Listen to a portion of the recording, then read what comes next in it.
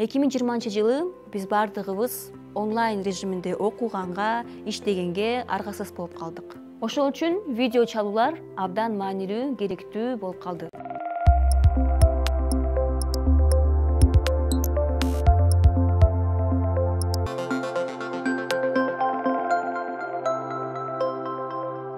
Видео чалуулар эки түргө бөлүнөт. Эмне менен иштеп жатканыбызды түшүнүш үчүн видео чалууларды эки категорияга бөлөлү.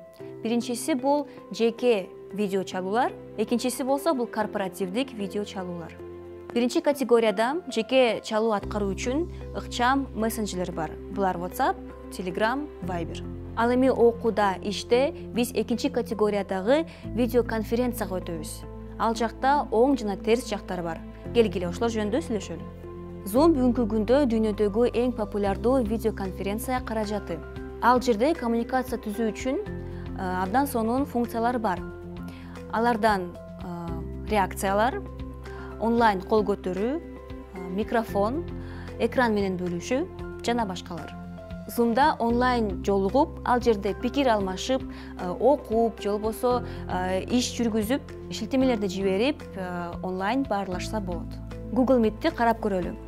Мисалы, сизге классташтар менен онлайн режимде бир тапшырманы аткарыш керек. Ал үчүн Google календарга кирип, мисалы саат 10-дон 12-ге чейин видеоконференция түзөсүз. Ал жака классташтарыңыздын электрондук почта даректи киргизесиз жана ал досторуңузга электрондук кат келет.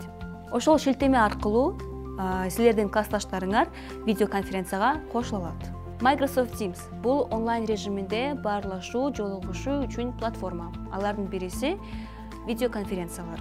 Бул группанын ичинде жолугушууларды пландаштыруу жана чакыруу функциясы бар. Microsoft Teams бул орто жана ири уюмдар үчүн билим берүү мекемелеринин ортосунда байланышты сактап калуу үчүн платформа. Ошондой эле Microsoft Teams Personal'ды жеке максаттарда колдонсо болот. Колдонуп көрүңүз, баа бериңиз кандай экенин. 2003 жылы Эстонияда пайда болгон Microsoft компаниясынан Skype платформасы. Эми буну баарыбыз билебиз, бул эски эле программа да, бирок дагы эле бар экен, таң калыштуу. Биринчи вот динозавр окшойт да видеоконференция дүйнөсүндөчү, потому что Zoom, вот это Google Meet деген жок болчу, Skype бар болчу. Ошо видеоконференцияны чоңойтасыз. Skype башка видеоконференциялар сыяктуу эле видео жүргүзүү үчүн функцияларын камтыйт. Даже Skype'да ошонун баары пайда болгондо негизи. Discord кызматы жөнүндө дагы сүйлөшөлү. Discord кызматы бул өзүнчө платформа. Анткени Discord'ду оюнчулар колдонот. Оюн убагында бири-бири менен баарлашат. Мындан тышкары, эгерде сизде бир хобби бар болсо, кызыкчылыктар бар болсо, алар аркылуу адамдарды табып, алар менен видео же аудио чат аркылуу сүйлөшсөңүз болот. Билим берүү кызматында дагы Discord абдан пайдалуу, колдонуп көрүш керек.